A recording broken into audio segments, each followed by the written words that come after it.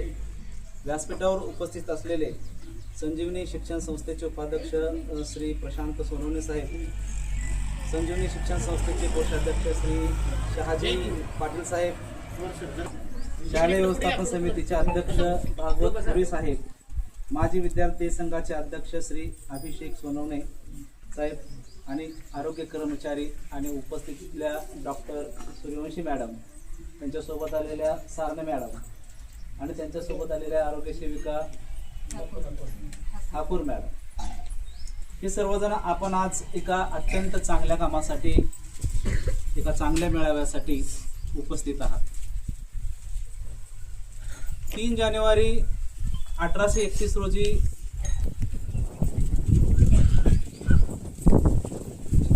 क्रांतिज्योती सावित्रीबाई फुले यांचा जन्म झाला.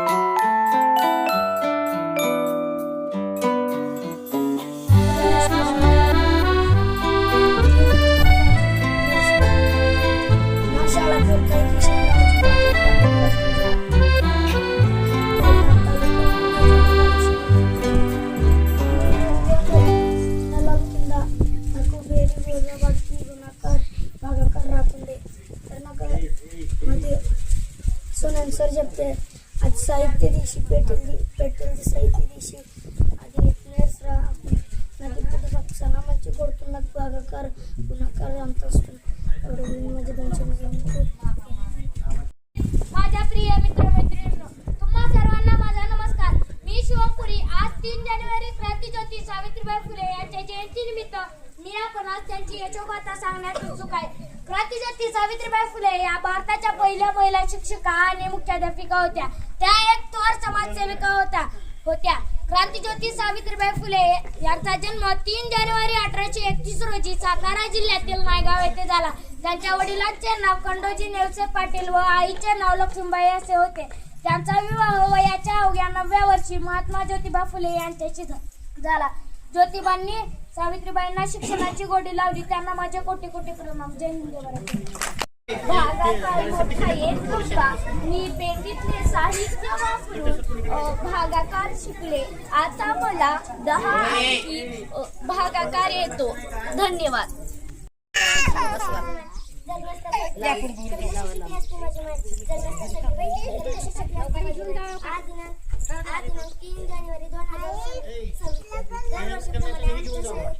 हो का ताई? माझे सर्व कारण बरेच विद्यार्थी साहित्यावर बोलणार आहेत. कृपया लक्षात ठेवा, आपला भारत देश जेव्हा इंग्रजांच्या गुलामगिरीत होता तेव्हा स्त्रियांना व मुलींना शिक्षणाची कसलीही सोय उपलब्ध नव्हती. शाळेत मुलींना कोणीही पाठवत नव्हतं. अशा काळात या महान आईना म्हणजे 3 जानेवारी जागृती अमर आहे सावित्री. आजच्या कार्यक्रमाचे अध्यक्ष माझे गुरुजन वर्ग व येथे उपस्थित असलेल्या विद्यार्थी मित्रांनो, समाजसुरक शिक्षण तज्ञ पहिल्या महिला शिक्षिका सावित्रीबाई फुले यांना माझा विनम्र अभिवादन. समाजासाठी सावित्रीबाई फुले यांनी केलेले कार्य नेहमी आदर्श राहिले पाहिजे. अत्यंत प्रतिकूल परिस्थितीत सावित्रीबाई फुले यांचा जन्म 3 जानेवारी 1831 रोजी सातारा जिल्ह्यातील नायगाव येथे झाला. वयाच्या अवघ्या 9व्या वर्षी त्यांचे विवाह ज्योतिबा फुले यांच्याशी झाले. ज्योतिबांनी त्यांना शिकवले व पुणे 1848 साली पहिली मुलींची शाळा सुरू करण्यात आली. त्या बालविवाह, सतीप्रभा यांना विरोध करत असत. शेवटी 10 मार्च 1897 साली त्यांनी शेवटचा निरोप घेतला. प्रथम शाळेची घंटा आहुतीनेच वाजवली, साऱ्या जगामध्ये कीर्ती तिनेच गाजवली, साऱ्या जगामध्ये कीर्ती तिनेच तिच्या स्वर्गाचे दिवे उघडले दार, तीच सावित्री आज जगाची शिलेदार, तीच सावित्री आज जगाची शिलेदार.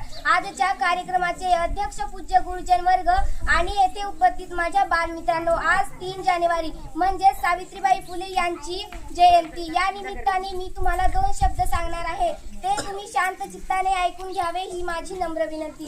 सावित्रीबाई फुले या भारताच्या पहिल्या महिला शिक्षिका व समाजसेविका होत्या. त्यांचा जन्म 3 जानेवारी 1831 रोजी सातारा जिल्ह्यातील नायगाव या गावी झाला. सावित्रीबाई फुले यांचा विवाह अवघ्या 9व्या वर्षी महात्मा ज्योतिबा फुले यांच्याशी झाला. लग्नानंतर ज्योतिबांनी त्यांना लिहायला वाचायला शिकवले. त्यांनी सन 1848 मध्ये भारतात पहिली मुलींची शाळा सुरू केली. सावित्रीबाई फुले यांनी 10 मार्च 1897 रोजी अखेरचा श्वास घेतला. जाता जाता मी एवढेच म्हणेन की समाजाला जिने दिली ज्ञानाची सावली, धन्य ती क्रांती ज्योती सावित्री माऊली. एवढे बोलून मी माझे